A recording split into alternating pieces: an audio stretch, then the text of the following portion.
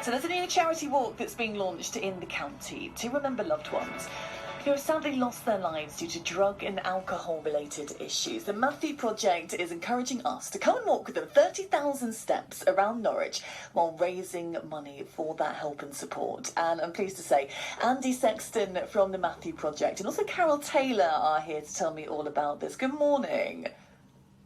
Good morning. Andy, so tell me all about the walk itself then. So this sounds like a brilliant thing to do. So what's in store? Well, we've got a group of walkers and we're happy to have other people join us, but we're really looking for sponsorship for this because Carole has launched this idea of doing a walk in memory of her son, Jonathan. And people are going to be encouraged to walk. We've set out routes around Norwich and encouraged to walk around the city, 30,000 steps in order to raise money for the charity. And I mean, it's a wonderful thing to be able to do. And I imagine as well as to bring people together to sort of do those walks and share stories. And then I know, Carole, for you, you're walking to remember your son, Jonathan. So what was Jonathan like? Oh, he had a serious addiction, but he was a lovely chap. He was blighted by his problems. It was so difficult for him. And for him, I mean, I honestly send you all the hugs in the world, Carole, because I know it is heartbreaking. But I mean, to be able to do this and to raise awareness, what did that mean to you to be able to do this? Well, it's important because it's like when you lose somebody to addiction, it's like you go into a closet and you have to break out of that at some point and face all the shame and all the stuff that goes with it. I mean, just this morning, I was writing something for my two grandchildren who are 3 and 4. And I was writing about how Paddington Bear got from the teddy bear shop on Elm Hill, their home in Cambridgeshire.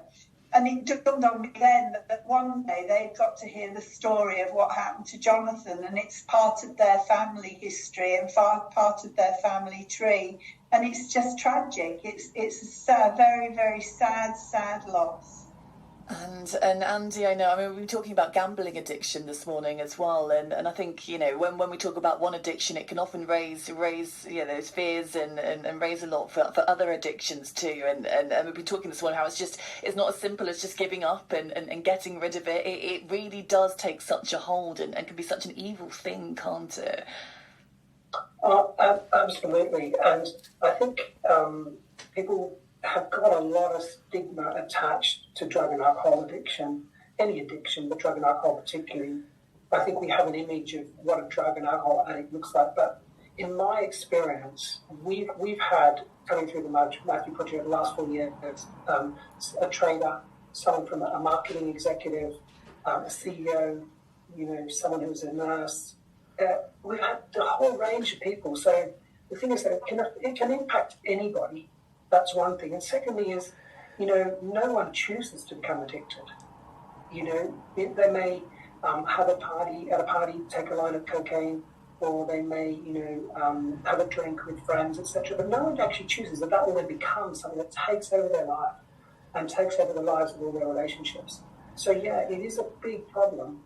And in Norfolk, we've had, unfortunately, some really poor records. In 2019, we had the second largest number of drug-related deaths. And we've got that number down now through the work of public health and us as a charity and others.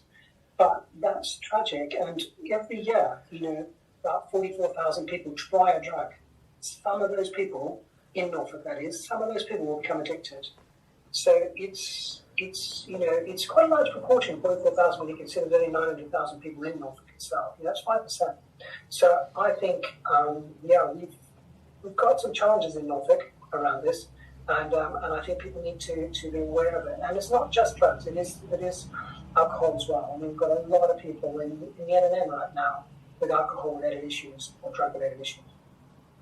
And Carole, for you, because I imagine, when you have a family member that's going through this, I think people just see the addiction, don't they? They see the addiction side of it, and then you sort of kind of lose the person a little bit. But I imagine for Jonathan, I mean, he was so much more than his addiction, wasn't he? Oh, absolutely, yes. He had a wonderful sense of humour, and I can remember him doing a home detox one time, and they obviously quite uncomfortable for them. And he was laughing at himself, but he was obviously suffering. But he did have a capacity to laugh at himself. He was lovely. And I mean, for a family as well, and perhaps you're listening this morning and going through something quite similar. I mean, it also takes a toll on you, and I imagine for the rest of your family as well, and it can be really hard to process, I imagine. It is, because you tend to see it to begin with as a moral defect, and alcoholism and addiction is not a moral defect, it's a family illness. And it cuts through and affects everybody it touches. It's like a cancer of the soul almost. And it's lethal, it's destructive, it's everything that goes with it. And you have to work really hard at maintaining your faith. It puts everything into question. And when somebody dies from it, going back to saying about being in the closet sort of thing, you're involved in all the guilt, the shame and everything connected to it. It's really quite horrendous. And I imagine as well, Carole, to sort of be able to do this walk, I know that this walk is planned on the day of what would have been Jonathan's 50th birthday, but I mean, when it comes to the Matthew Project, why was it important for you to support them? Because they were absolutely wonderful to Jonathan. They helped him. They helped us, because he was living with me at the time, and it was obviously difficult with his addiction. And they found him accommodation. That somebody went in the, because where he drug-related crime, he ended up in the Bethel Street police cells, and somebody ended up going in there from the Matthew Project and really supported him and helped him. And it made such a difference. He was turning his life about thanks to the Matthew Project. And Andy, I mean, so in terms of the way that you help people that are suffering from alcohol and drug misuse, so what is it you provide?